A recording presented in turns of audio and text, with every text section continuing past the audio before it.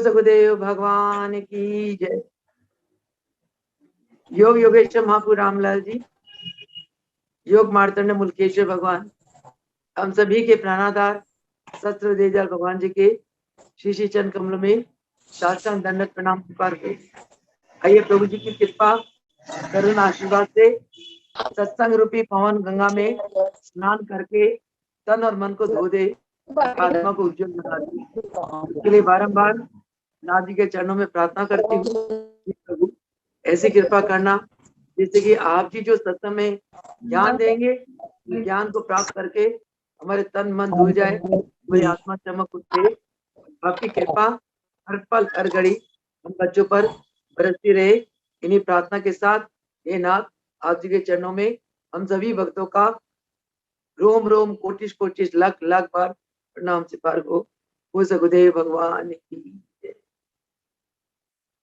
पिछले सत्संग में हमने प्रभु जी की कृपा से गीता का 6वां अध्याय को समाप्त करा, में भोग डाला और उसके बाद 2 सत्संग लगातार उसके पर हमारे प्रश्नोत्तर चले। भक्तों से बहुत प्रश्न पूछे गए 7वां अध्याय के ऊपर जो आत्म संयम योग है। भक्तों ने बहुत अच्छे अच्छे प्रभु जी की कृपा से उसके उत्तर दिए। इससे लगता है कि भगत लोग सत्संग में बहुत दिलचस्पी लेते हैं, बहुत मन को एकाग्रित करते हुए सत्संग सुनते हैं, उसका आनंद लेते हैं और सत्संग की हर बात को अपने जीवन में उतारने की कोशिश करते हैं, सत्संग की हर ज्ञान को अनुभूत करने की कोशिश करते हैं। क्योंकि जब अनुभवी ज्ञान अंदर से निकलता है, उस ज्ञान का प्रभाव बहुत जबरदस्त होता है। किताबी ज्ञान तो कई बार इंसान भूल जाता है, किताबी ज्ञान का प्रभाव इतना पड़ता नहीं है लोगों पे जितना अनुभवी ज्ञान का प्रभाव पड़ता है। क्योंकि आत्मा जो बात अनुभूत करती है, उससे जो आत्मा से आवाज निकलती है, उस आवाज में, उस वाणी में पावर होता है, शक्ति होती है। यही कारण था कि महाराज जी जो भी हम महाराज के चरणों में जाते थे सत्संग सुनने, चरणों में बैठ के, चरणों में जाकर प्रणाम करके बैठते ही एकदम महाराज के प्रवचन आरंभ हो जाते थे। महाराज के प्रवचन के एक एक शब्द महाराज जी के अनुभवी ज्ञान होता था और एक एक शब्द का दिल पे बहुत गहरा असर हो जाता था। और कई बार तो हमने ये देखा कि कोई प्रश्न लेके महाराज के चरण में जाते थे, कोई भाव होते थे और हम बोल नहीं पाते। महाराज जी की जो स्वरूप इतना ओजस्वी, इतना तेजस्वी होता था, उन चरण में जाके एकदम जैसे मूक हो जाते थे और जब मौन होके बैठ गए और महाराज जी जो हमारे अंदर प्रश्न होते थे, महाराज जी उसी का जवाब देने लग जाते थे। मन में बड़ी हैरानी होती थी। महाराज जी इसी बात का हमें एहसास कराना चाहते थे कि देखो मैं तो खटगढ़ वासी हूँ, मैं अपने सभी बच्चों के अंतरात्मा में विराजमान रहता हूँ, उनकी मन की सब बातें जान जाता हूँ। इन बातों से ये लगता है कि महाराज जी साक्षात आत्मराज के राजे हैं, क्योंकि पूरे संसार में ये आत्मा परमात्मा के रूप में व्याप्त है और जो आत्म अवस्था को प्राप्त कर लेता है तो वो अंतर्यामी हो जाता है, सर्व ज्ञान ज्ञाता हो जाता है, ब्रह्मांड का ज्ञान उसे हो जाता है। तो इन्हीं बातों से सिद्ध होता है और इन्हीं बातों से हमें ये इसकी बात की सत्यता मिलती है कि हमारे महाराज जी पूर्ण परिपूर्ण पार ब्रह्म स्वरूप ब्रह्म ज्ञानी रहे, आत्मनिष्ठ रहे और आत्मराज के राजे रहे। आत्म अवस्था में महाराज जी 24 घंटे स्थित रहा करते थे। तभी उन्होंने हर प्यार से, आशीर्वाद से, सेवा देकर हमारे काया को कंचन किया, हमारे मन को निर्मल करा और हमारी आत्मा में प्रकाश डाला, दिव्यता दी, उज्जवलता दी। ऐसे गुरुदेव को चरणों में बारंबार हम सभी भक्तों का प्रणाम है। ऐसे गुरुदेव की भक्ति करना बहुत ही भाग्यशाली जीवों का काम है। बहुत ही भाग्यशाली जीवों को ऐसे गुरुदेव की चरणों की सेवा मिलती है, ऐसे गुरुदेव की चरणों का सत्संग मिलता है, ऐसे गुरुदेव की चरणों का महान यज्ञ मिलते हैं और भंडारा की प्रसाद खाने का मौका मिलता है, अवसर मिलता है। तो ये बहुत ही, क्योंकि ये द्वारा जो राम मूलक दयाल भगवान का द्वार है, ये मोक्ष का द्वारा है। यदि इस द्वारे पे जो जीव आ जाता है और जो जीव इस द्वारे के साथ जुड़ जाता है, भगवान उसे मोक्ष पद के अधिकारी बना देते हैं। ये बहुत ही इस कलयुग में बहुत ही महान दया का दरबार है। जो भी दुखी प्राणी यहाँ आते हैं महाराज जी, इतने मिनटों में कष्ट कर लेते हैं, मैं आपको शब्दों में बता नहीं सकती। जैसे 2 दिन पहले प्रीति ने उस बच्चे को वीडियो कॉल में वीडियो कॉलिंग कराई उस बच्चे की, उसकी फोटो देखा। पहले इसका फोन आया, मेरा भतीजा जो अमेरिका से आया, छोटा सा बच्चा, 3 साल का बच्चा वो, और अचानक वो बहुत तेज बुखार हो गया, बीमार हो गया। कहते माँ श्री आपको वीडियो कॉल करूं, आप उठाओगी? मैं कहा हाँ हाँ, मासूम से बच्चे के दर्शन कराओ, जो बच्चा प्रभु के घर से आया। बच्चा जैसे आया सामने, बहुत ही प्यारा लग रहा था, बहुत ही क्यूट था वो, बार बार नमस्कार कर रहा था। और आशीर्वाद तो प्रभु जी ने दे ही दिया था, क्योंकि उस बच्चे को मैंने, जैसे बच्चा वीडियो में आया तो मैंने एकदम अपना कैमरा को महाराज जी के स्वरूप में फोकस किया, उसने ऐसे सिर झुकाया, तब मुझे लगा कि अब इसका कल्याण हो गया। तो आत्मा ही, मन ही बच्चे वाला ना, आत्मा तो प्रभु जी की आत्मा है। उसने जैसे प्रभु जी के चरणों में प्रणाम किया होगा बच्चे ने, उस आत्मा ने दिल से, प्रभु जी का आशीर्वाद मिल गया, आशीर्वाद से वो ठीक हो गया। और तो और क्या बताऊं, एक देवी कल आई मेरे पास, उसको पेट में असहा दर्द था और उबकाई आती थी, उल्टी नहीं होती थी, और 2 दिन 2 रात वो करनाल के बहुत बड़े हॉस्पिटल में एडमिट रही, हजारों का बिल बन गया उसका। फिर उसके बाद भी नहीं ठीक हुई, घर आ गई। जब हॉस्पिटल में 2 दिन 2 रात रहने के बाद आराम ही नहीं आया, फिर वो घर आ गई। घर आके उसके अचानक दिमाग में आया, मैं दीदी से बात करूं, कहीं मेरी धर्म कोडी तो नहीं गिर गई। यहाँ आई, मैंने देखा, चेक करा, धर्म कोडी पूरी तरह से गिरी पड़ी थी। प्रभु जी के पास है, धर्म और कोडी बहुत परेशान तो हुई, वो कोडी उठाने में बहुत पीड़ा हुई। मैंने कहा तुम बेटा बर्दाश्त करो, कुछ नहीं होता। सेकंड टाइम जब कोडी को सेट करा तो कोई दर्द नहीं था, तो दर्द भी सेट हो गया, प्रभु जी ने कर दिया। उसके बाद मैंने कहा कि कहने लगे अब क्या करूं, मैं कहा थोड़ा प्राणायाम कर लो। उसके पेट में बहुत ज्यादा गर्मी थी, उसको घबराहट हो रही थी, तो मैंने कहा चंद्रवेदी प्राणायाम करो। तो चंद्रवेदी प्राणायाम, जैसे उसको धरण कोटी सेट करी, वो क्या, उसने कहा कि मेरे पेट में जो उलझन सी थी, जो परेशानी थी, वो तो ठीक हो गई, परंतु मेरे सिर की तरफ कुछ चढ़ रहा है। मैंने कहा चलो तुम चंद्रवेदी प्राणायाम करो। तो जैसे चंद्रवेदी प्राणायाम कराया तो उसको एकदम चक्कर से आ गए, पति के गोदी में ऐसे गिर गई। मैंने कहा देखो बेटा, आपके पेट में जो कई दिनों से तेजाब इकट्ठा हुआ पड़ा था, जो प्रभु जी ने कहलाया, एक्सपीरियंस कराया कि वो तेजाब रन और कोडी सेट करने से ऊपर की तरफ चढ़ गया और वो तुम्हें डिस्टर्ब कर रहा है। तो कहता मैं क्या करूं? मैंने कहा अभी आपको कराते। मैंने पूरन को बोला, मैं पूरन जा तू वो सौंफ वाला पानी का ब्रह्मदासन का पानी बना ला, 2-2.5 लीटर सौंफ वाला पानी का ब्रह्मदासन, सौंफ उबाल के ब्रह्म का पानी बनाया। उस देवी को ले गई मैं जल के रखे स्थान पे, प्रभु जी की कृपा से उसको पानी पिला के मुश्किल से वो 2 गिलास पी पाई। ये तो पिया नहीं जा रहा। मैं कहा कोई बात नहीं, तुम 2 गिलास को निकाल दो। पेट में दबा के मैंने थोड़ा उसका सिर पकड़ा, पीछे पीठ को थपथपाया और इतना जहर निकला उसके अंदर से, लाल रंग का पानी।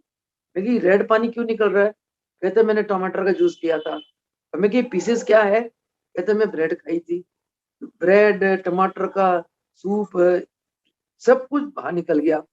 फिर मैंने कहा तुम वो निकाल दिया, मुझे 2 गिलास पानी और पियो। 2 गिलास पानी और पिया, फिर एकदम साफ पानी निकला। मैंने कहा 1 गिलास और पियो, वो पिया, एकदम क्लीन पानी निकला। उसके बाद उसको इतनी राहत मिली, या 10 मिनट लेट के घर चली गई, प्रसाद वसाद दिया। फिर कहने लगी मैं शाम को आऊं दोबारा। मैं कहा हाँ दिक्कत हो तो आ जाना, कोई बात नहीं। कल शाम तक 7 बजे तक नहीं आई, तो मैंने पूछा, मैं कहा तुम्हारा क्या हाल है, तुमने 7 बजे आना था, तुम आई नहीं।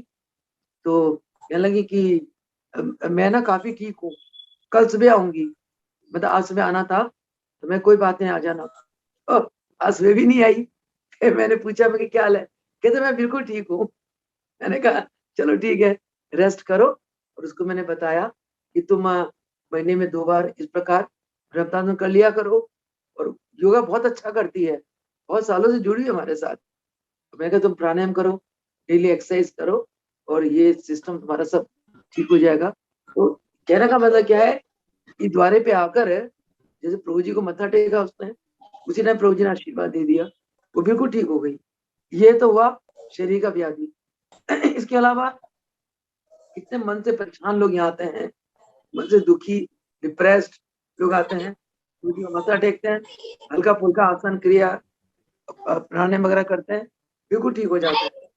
तो ये द्वारा जो है ना तन की शुद्धि का द्वारा है, मन के विकार धुल जाते हैं, इंसान के हृदय पवित्र हो जाता है, निर्मल हो जाता है, इंसान के दिलों में दया आ जाती है। मैं देखती हूँ यहाँ जितने साधक आते हैं, चाहे सुबह हो शाम को हो, ऊपर की क्लास नीचे की क्लास, जितने साधक आते हैं बहुत प्रेमी, बहुत शांत भाव से, एकाग्र चित्त के साथ, बड़े डेडिकेशन के साथ योग अभ्यास आकर यहाँ करते हैं और सुखी होकर जाते हैं। कितने 10-10, 15-15 सालों से लोग जुड़े हुए, तो उन्होंने तो मार्गदर्शन भी नहीं करे साधकों ने। तो ये सच्चा भगवान का द्वारा है। यहाँ तन की शुद्धि, मन की शुद्धि, और जिसका तन और मन शुद्ध हो गया उसकी आत्मा में प्रकाश अपने आप आने लगती है। जो आत्मा शुद्ध तन और मन में निवास करता है वो आत्मा अपने आप ही चमकने लगता है, वो आत्मा अपने स्वरूप को ले लेता है। और ऐसी आत्मा जब थोड़ी सी ध्यान में बैठती है एकदम ध्यान लगता है। तो ये द्वारा बहुत ही महान भगवान का द्वारा है।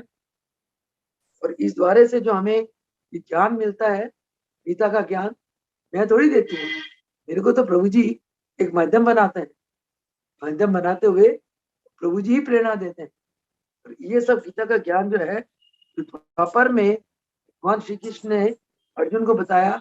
ये ज्ञान महाराज जी ने हम लोग के व्यवहारिक जीवन में बहुत बताया, पग पग पर बताते रहते थे। कोई भगत आता था, बस महाराज जी के श्रीमुख से ज्ञान का प्रचार, ज्ञान की वर्षा शुरू हो जाती थी। और बहुत व्यवहारिक रूप से महाराज जी ने गीता के ज्ञान को हम लोग को समझाया और अनुभूत कराया। गीता का ज्ञान क्या है? गीता में भगवान ने सारा ज्ञान का सार क्या है? गीता में भगवान ने अर्जुन को बार बार क्या कहा कि अंदर जा, आत्मा से जुड़ और आत्मा को अनुभूत कर और अपने आप को आत्म स्वरूप मान। जब तुम अंदर जाओगे, आत्मा अनुभूत करोगे, अपने आप को आत्म स्वरूप मानोगे, तो अहंकार तो खत्म हो गया। और जहाँ अहंकार गया वह मन बुद्धि और तन सब गया। जब तक आपकी चेतना शरीर में रहती है तब तक आपके अंदर अहंकार रहता है, क्योंकि शरीर को सब कुछ चाहिए। शरीर को इच्छाएं चाहिए, शरीर के लिए जीव आसक्त होता है संसार की चीजों में। इस शरीर को यश चाहिए, कीर्ति चाहिए, इस शरीर को धन दौलत संपत्ति सब कुछ चाहिए, सब सारे डिमांड्स शरीर के साथ। भगवान ने क्या कहा कि अर्जुन तू इस शरीर से, तन से हटकर आत्मा में जा, अंदर की यात्रा कर। और आत्मा में स्थित होते ही आप अनासक्त हो जाते हो। आपके मन के विकार, काम क्रोध लोभ मोह अहंकार, ये सब कुछ शरीर के साथ है, क्योंकि शरीर पाप रूप है, शरीर भोगों से पैदा हुआ। इस भोग रूपी शरीर के अंदर क्या है? एक ईश्वर रूपी आत्मा है। जैसे पानी में, कीचड़ में कमल का फूल कैसे खिला रहता है, ऐसी आत्मा इस कीचड़ रूपी शरीर में कमल की तरह खिली रहती है। हमारा क्या देह है? भगवान हमें क्या कहते हैं? मनुष्य क्या है?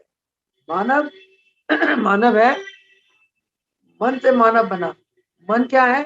विचारों का समूह है, जो विचारों को इकट्ठे हो जाते हैं उसको मन कहते हैं। और मानव असल में विचार ही है। आप देखो, जिसके विचार सात्विक होते हैं वो संत नजर आता है, जिसके विचार राजसिक होते हैं वो एक क्षत्रिय, एक स्वार्थी व्यक्ति नजर आता है, जिसके विचार तामसिक होते हैं वो महानीच नजर आता है, क्रोधी, कामी, लोभी, मोह युक्त, बड़े नीच होने का नजर आता है। तो विचार ही तो है। तो ये विचार कौन बदलता है? विचार सदगुरु भगवान बदलते हैं। और सदगुरु भगवान क्या करते हैं? हमारे तामसिक विचारों को धो देते हैं, दूर भगा देते हैं हमारे अंदर से। राजसिक विचारों को दूर भगा देते हैं, सात्विक विचारों को हमारे अंदर बन पाते हैं। फिर प्रभु जी क्या कहते हैं कि तुम इन विचारों से ऊपर चले जाओ। विचार से ऊपर मेरे इंद्रियों से परे, परा परा परा प्रकृति में चले जाओ। एक तो अपरा प्रकृति होती है, जो आज में भी कल शायद इसी चैप्टर में है, 7वां अध्याय में है, ज्ञान विज्ञान योग में अभी आपको बताने जा रही हूँ। प्रकृति के दो रूप होते हैं, एक परा प्रकृति, एक अपरा प्रकृति। अपरा प्रकृति तो परा प्रकृति में चेतना शक्ति जागृत होती है, अपरा प्रकृति में जड़ शक्ति होती है। तो जड़ और चेतन दोनों मिलकर ये सृष्टि की रचना हुई है। कि भगवान ने कहा तो परा और अपरा प्रकृति। योग क्या करता है? योग हमें इस अपरा प्रकृति से हटाकर परा प्रकृति की तरफ ले जाता है। और परा प्रकृति में क्या है? पर ब्रह्म, ब्रह्म के पर है, चैतन्य शक्ति ब्रह्म के पर है। तो पर ब्रह्म का, पार ब्रह्म भगवान का हमें आनंद अनुभूत कराता है। ये सारी अंदर का ज्ञान विज्ञान है, अंदर का साइंस है, अंदर का योग है, जो भगवान ने द्वापर युग में कृष्ण ने अर्जुन को उपदेश दिया। ये सारी बात गुरुदेव हमें बताते हैं। गुरुदेव क्या कहते हैं कि तुम जब तक शरीर की शुद्धि नहीं करोगे तुम्हारा मन शुद्ध हो ही नहीं सकता। जब तक मन को शुद्ध नहीं करोगे तुम आत्मा में जा ही नहीं सकते हो। भगवान कहते हैं कि मैं उन आत्माओं को मिलता हूँ जो आत्माएं जिनका मन एकाग्रित हो और जो जिनका अंतकरण पवित्र हो, शुद्ध हो, निर्मल हो। तो भगवान का साक्षात्कार करने के लिए मन की एकाग्रता और मन की निर्मलता, शुद्धता, पवित्रता अत्यंत आवश्यक है। ये मन क्या है? विचार। विचारों को कौन शुद्ध करेगा? विचारों को सदगुरु ये अपनी कृपा से योग ज्ञान के द्वारा, योग के साधन के द्वारा, योग के अभ्यास के द्वारा सदगुरु इस मन को शुद्ध करते हैं और जीव को भगवान के साथ साक्षात्कार कराकर उसे मोक्ष के अधिकारी बना देते। इतनी महान दया है हमारे इन गुरुदेव की। तो आइए आज जो 7वां अध्याय है, 7वां अध्याय में 7वां अध्याय का क्या नाम है? ज्ञान विज्ञान योग। ज्ञान का मतलब चेतना से संबंधित ज्ञान, चेतना के संबंधित जानकारी। विज्ञान का मतलब साइंस, जड़ जगत के संबंधित में जानकारी। ज्ञान है चेतना से संबंधित जानकारी, विज्ञान है इस भौतिक जड़ जगत से संबंधित जानकारी। तो इस आइए देखे ज्ञान विज्ञान योग में भगवान अर्जुन को क्या उपदेश करते हैं। यानी कि अर्जुन को उस जीवन मुक्त अवस्था में ले जाने के लिए भगवान देखो कैसे स्टेप वाइज ज्ञान दे रहे हैं। स्टेप वाइज, एक के बाद एक के बाद एक के बाद धीरे धीरे अर्जुन को गहराई की तरफ ले जा रहे हैं, ऊंचाई की तरफ ले जा रहे हैं। इसमें भगवान कहते हैं, अर्जुन मन जिसका आसक्त मुझ में हुआ, जो मेरे को दिल से चाहने लगा, जिसका मन मेरे प्रति आसक्त हो गया, भौतिक चीजों के प्रति नहीं, नाशवान वस्तुओं के प्रति नहीं, भगवान के प्रति जिसका मन आसक्त हुआ, परायण मेरे योग में जो लगा, जिसने जो मेरे योग के प्रति समर्पित हो गया, जिसने मेरे योग को अपना लिया, जैसे मुझे पूरा वो जान ले। सुन मुझसे अर्जुन तू अब ध्यान से कि भाई वो मुझे कैसे जान लेता है। कौन बंदा?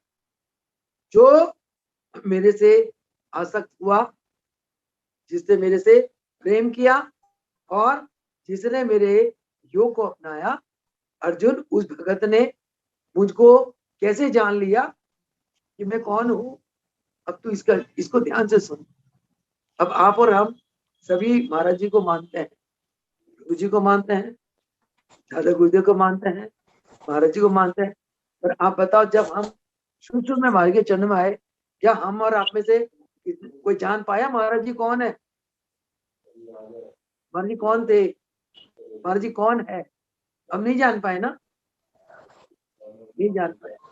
तो वही बात भगवान अर्जुन को पूछ रहे हैं कि महाराज जी प्यार तो बहुत करते थे हम लोग, महाराज जी ऐसे प्यार के प्रेम की मूर्ति रहे। चरण में जाते ही उन्होंने इतना अपनापन दिया, इतना प्रेम दिया, इतना प्यार किया हम लोगों से।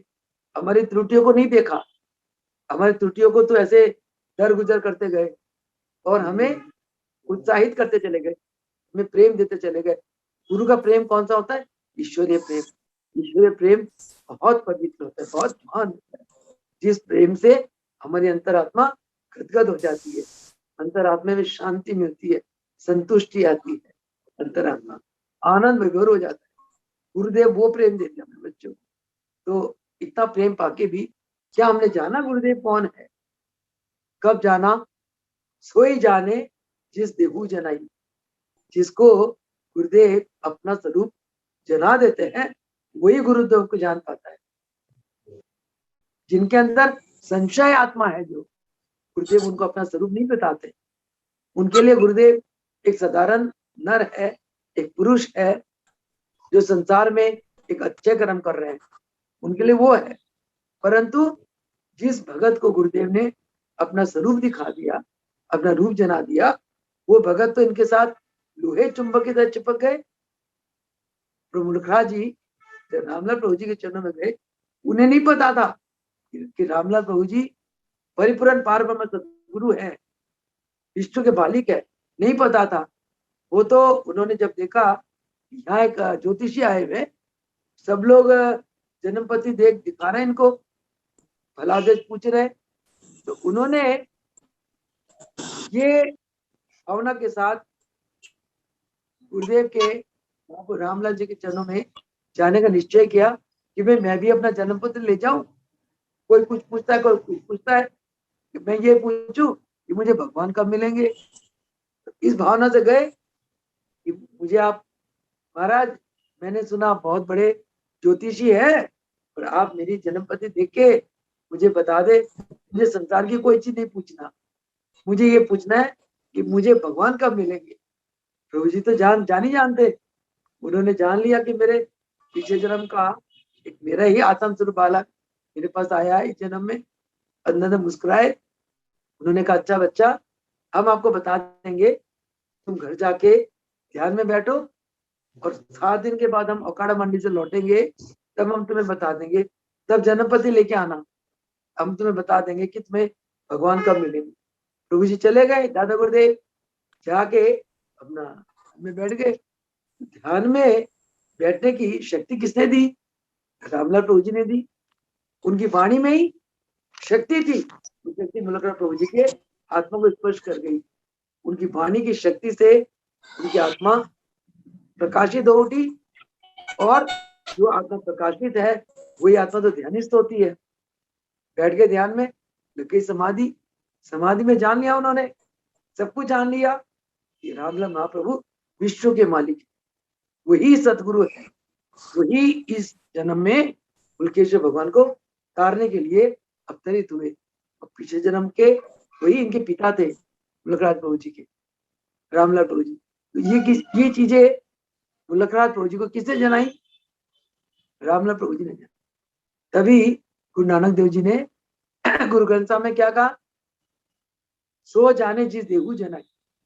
भगवान अपना स्वरूप हरे को नहीं जनाते, किसी किसी को जनाते जिनके अंदर की उनके प्रति श्रद्धा, विश्वास और प्रेम जान जाते हैं। वही अर्जुन को भगवान कह रहे हैं कि मन जिसका आसक्त मुझ में हुआ, परायण मेरे योग में जो लगा, जैसे मुझे पूरा वो जान ले। सुन मुझसे अर्जुन तू अब ध्यान से, अर्जुन ध्यान से सुन। अब आप लोग सुनो, कहता हूं अब मैं ये तेरे लिए, विज्ञान भी साथ ही ज्ञान के, कि जब ज्ञान और विज्ञान दोनों साथ साथ तू जान लेगा, मेरा असली स्वरूप तू तभी जान पाएगा जिसे जानकर कुछ भी संसार में नहीं जानने योग्य बाकी रहे। जब तू अर्जुन ज्ञान क्या है, विज्ञान क्या है, जब दोनों को तू जान लेगा, तब तू मुझे पहचान पाएगा कि मैं क्या हूं। और जब ज्ञान और विज्ञान दोनों को जान लेगा, इसके ऊपर और कोई ज्ञान ही नहीं है संसार में जानने के लिए, ये पूर्ण ज्ञान है। आगे भगवान कहते हैं, हजारों में होता कोई एक जो करता यत्न है मुझे पाने को। कहते अर्जुन, मुझे पाने के लिए हजारों में एक होता है, एक होता है जो मेरे को पाने के लिए यत्न करता है। सब लोग आते हैं, कोई किसी भाव से आता है, कोई मेरे से कुछ मांगते हैं, कोई कुछ मांगते हैं, कोई कुछ मांगते हैं। परंतु मेरे को पाने के लिए हजारों में एक होता है। जैसे इतने भगत गए उनकेश्वर रामलाल प्रभु के चरणों में, सबने थोड़ी कहा कि मेरे को भगवान के दर्शन होंगे। सबने तो संसारिक चीजों के लिए लेके गए। जन्मपत्री मुल्केश्वर भगवान ने क्या मांगा कि मुझे बता दो मुझे भगवान के दर्शन कब होंगे। तो वही कह रहे हैं अर्जुन को, हजारों में होता कोई एक जो करता यत्न है मुझे पाने को। यत्न करने वाले में भी वो कोई जो जान ले मुझको तत्व से, जो मेरे को जानने के लिए यत्न करता है, उनमें से भी एक होता है जो मुझे तत्व से जाने, यानी कि जो मेरी शक्ति को पहचाने। तत्व का मतलब आधार, शक्ति, बेस। जो मुझे तत्व से, शक्ति से जाने, वो भी मेरे चाहने वाले में से कोटु में कोई एक है। आगे क्या कहते हैं, अर्जुन समझ मेरी प्रकृति को बटी है इन्हीं 8 भागों में जो। अर्जुन मेरी प्रकृति को समझ। भगवान तो पुरुष है, भगवान ने किसको पैदा करा, प्रकृति को। पुरुष और प्रकृति, भगवान तो निर्लेप है, आत्मा। शिव निर्लेप है, वैरागी है। शिव को कोई आसक्ति नहीं है, शिव को भौतिक दुनिया से, इस प्रकृति से कोई मतलब नहीं है। पर शिव ने प्रकृति पैदा करी, शक्ति, प्रकृति शक्ति है। तो जब शिव और शक्ति के बिना शिव तो है बस समाधि में पड़े मस्त। प्रकृति आती है तब शिव तांडव नृत्य करते हैं, तो शिव भी खिल उठते हैं। तो प्रकृति और पुरुष जो मेल होता है उसे सृष्टि होती है। ये असली ज्ञान है। प्रकृति में भी 2 रूप है, जड़ और चेतन। अब भगवान वही बताएंगे, अर्जुन समझ मेरी प्रकृति को बटी है इन्हीं 8 भागों में। भगवान की प्रकृति 8 भागों में बटी हुई है। क्या क्या, सबसे पहले पृथ्वी, जल, अग्नि, वायु, आकाश। पृथ्वी जड़, फिर जल लिक्विड, अग्नि हीट, पृथ्वी तो जड़ हो गई, खुशबू है उसके अंदर, जल शीतलता, अग्नि हीट, वायु एयर लाइट, उसके बाद आकाश स्पेस शून्य। कहते हैं ये प्रकृति, ये 5 तत्व ये मेरी बनाई हुई है। और क्या कहते हैं, इसके अलावा 3 और है। 8 कही ना, मैंने अपनी प्रकृति को 8 भागों में बांटा। 5 तो ये तत्व हो गए, बाकी 3 कौन से, मन, बुद्धि और अहंकार। मन, बुद्धि, अहंकार, ये है भगवान की चैतन्य शक्ति, चैतन्य प्रकृति। बाकी ये जड़ प्रकृति। कहते मैंने प्रकृति को अर्जुन 8 भागों में बांटा। क्या क्या, पृथ्वी, जल, अग्नि, वायु, आकाश और मन, बुद्धि, अहंकार।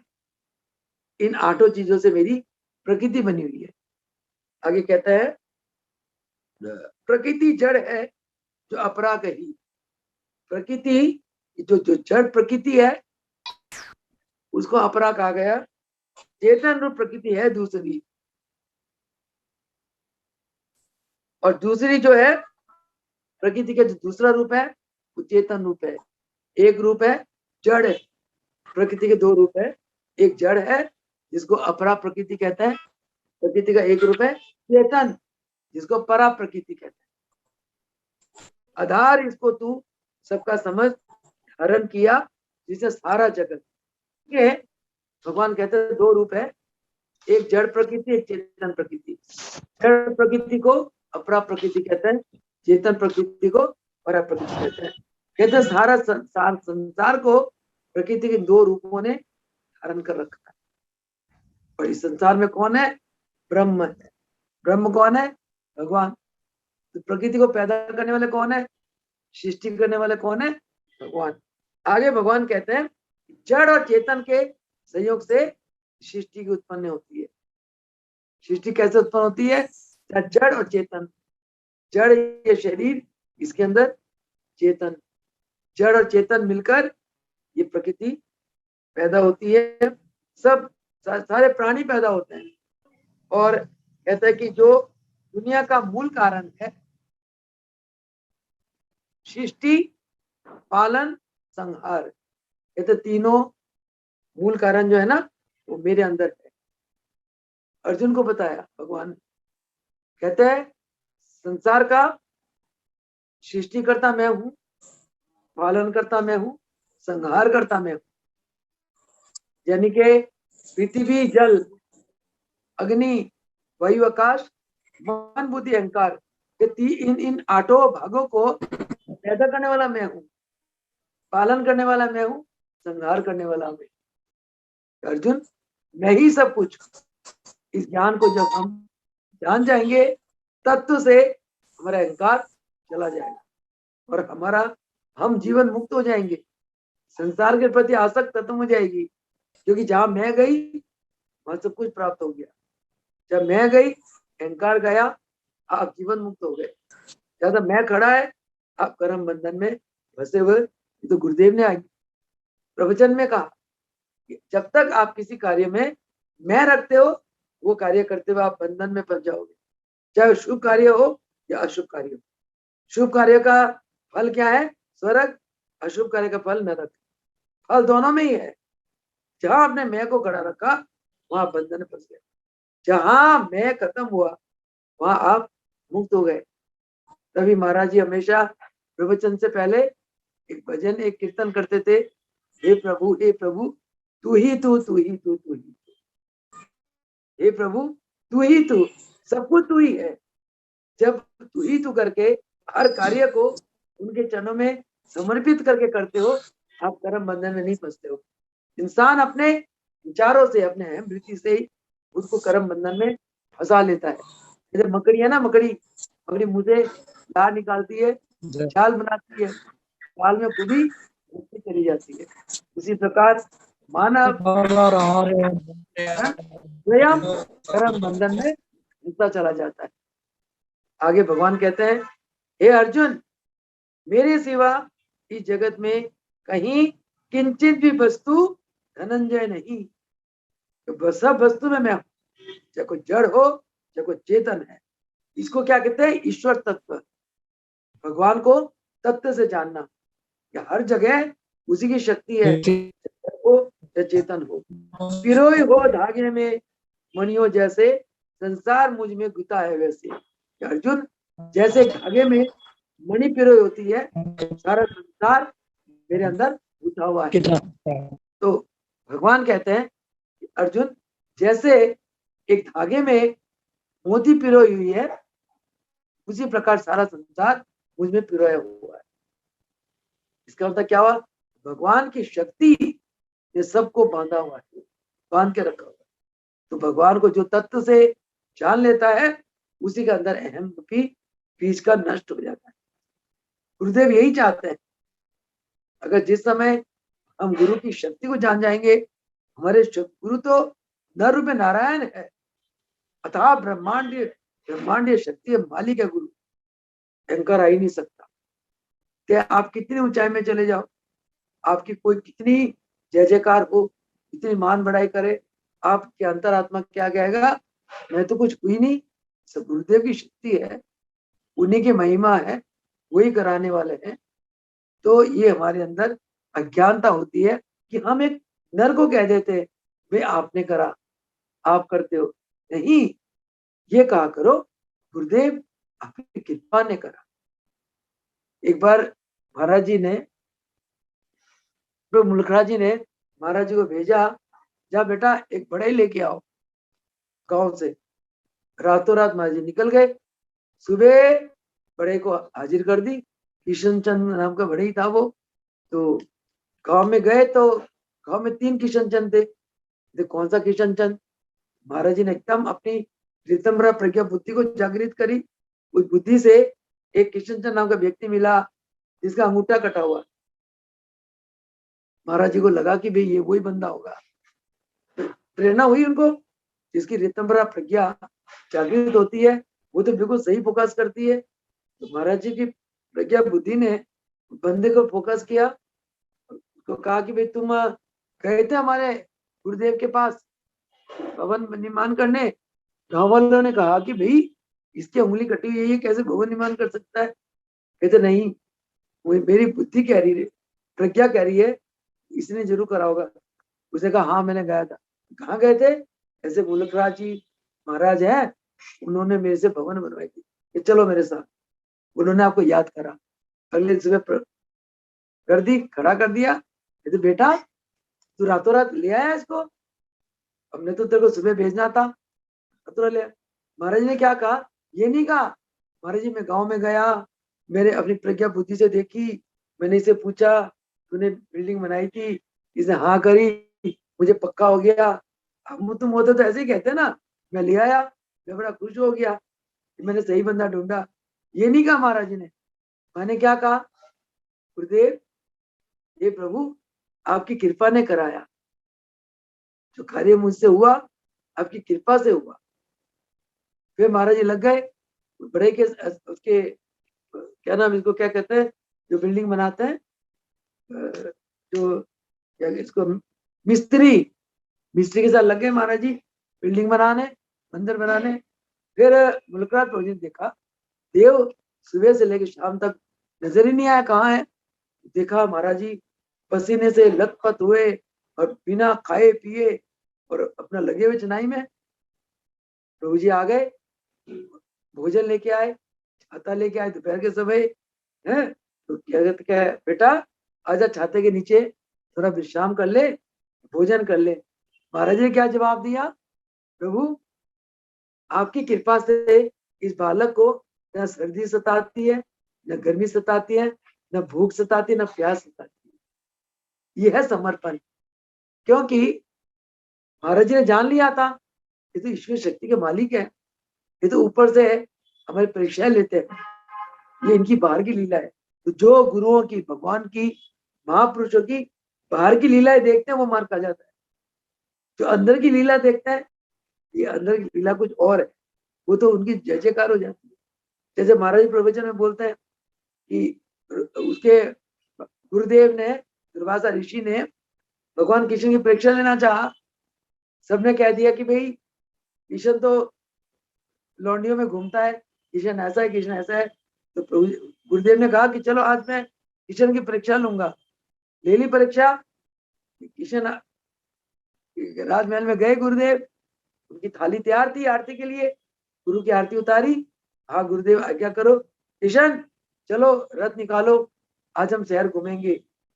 सतबचन महाराज कहते मेरे रथ में घोड़े नहीं होंगे, एक तरफ तुम होगे एक तरफ रुक्मिणी होगी, चलो। सतबचन तो भगवान कृष्ण तो चतुर सुजान थे, उन्हें पता था गुरुदेव अंदर से कोई खेल कर रहे हैं। कोई अनाड़ी होता तो बोल पड़ता, हमारे तुम्हारे जैसा। महाराज जी आप ये क्या कह रहे हो, मेरी पत्नी कैसे घोड़े की जगह आ जाएगी, मैं कैसे आ जाऊंगा, मेरे पास घोड़ा है।